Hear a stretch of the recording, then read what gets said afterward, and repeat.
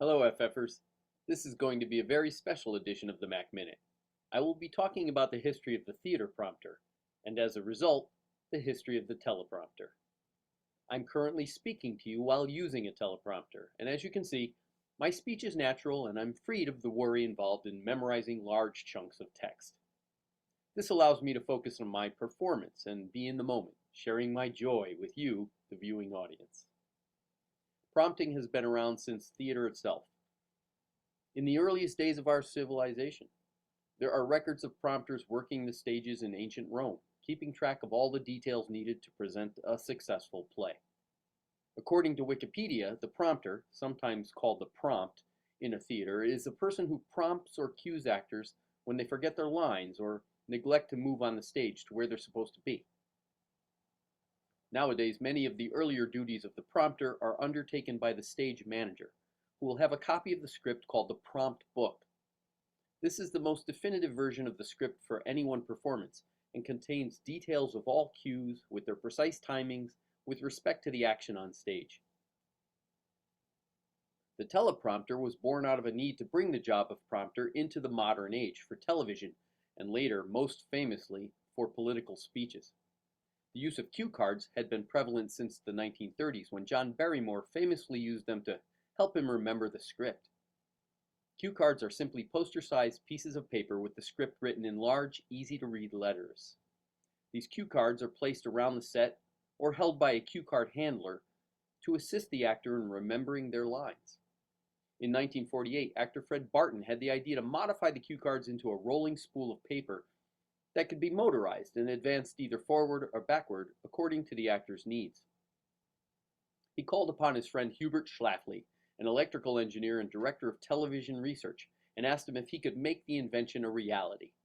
"Piece of cake," said Mr. Schlafly, and using half a suitcase as an outer shell, he rigged up a series of belts, pulleys, and a motor to turn a scroll of butcher paper that displayed an actor's lines in half-inch letters. The paper was turned gradually and controlled by a stagehand.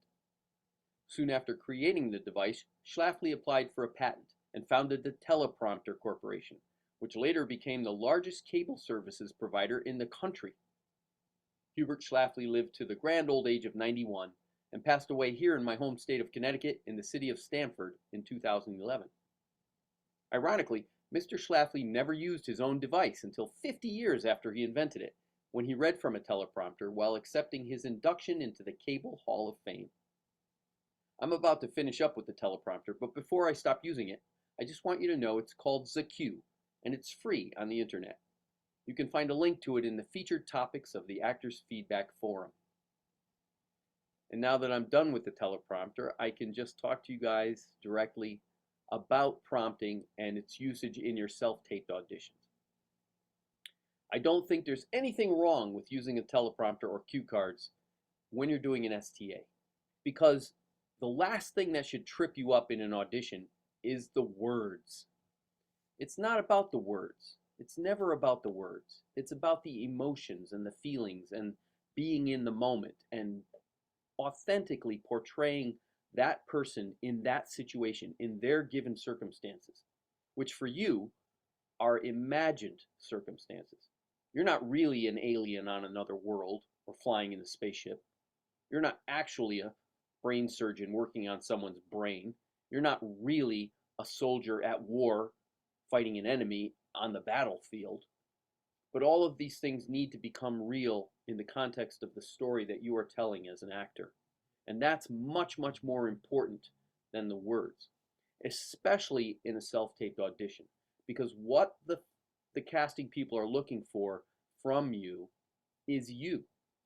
So they want to see how you tell the story. They want to see that you have internalized the story and that you get it, that you know what it's about, that you know what the subtext is, that you know what the relationships are between the character you're portraying and the other characters in the scene, that you know what the objectives are and what the obstacles are and what the repercussions are. They want to see that you have done your research and done your prep by the way that you tell that story. And they'll know if you get it or not.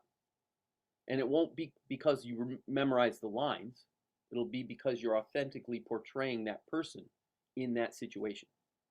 So worry less about memorizing the lines and worry more about being in the moment. And if it means you have to use a teleprompter or a cue card and make that your eye line, go for it. The way I have my setup here, my monitor is high enough that I can look into the camera on the computer at eye level, and I can keep my script at eye level if I need to, and put it right up here on the monitor and glance at it as need be. Or literally use a teleprompter like I am here and have it display right over the camera lens so that I can look right at you if need be.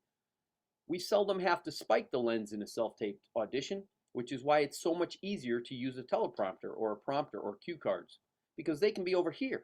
They don't have to be in front of the camera.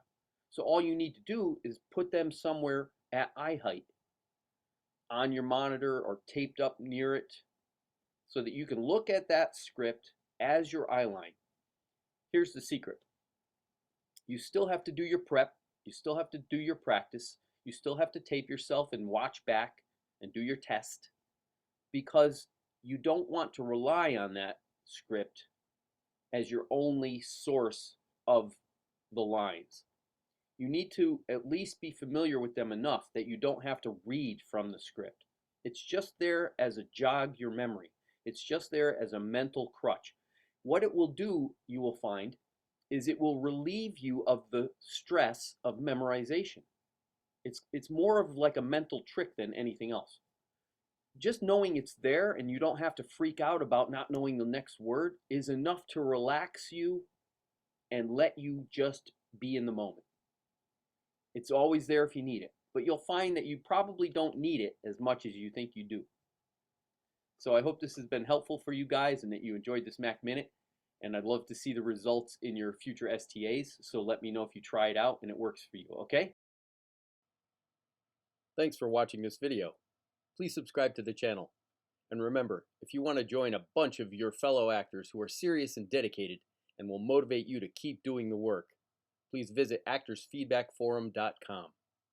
Link in the description. See you next video.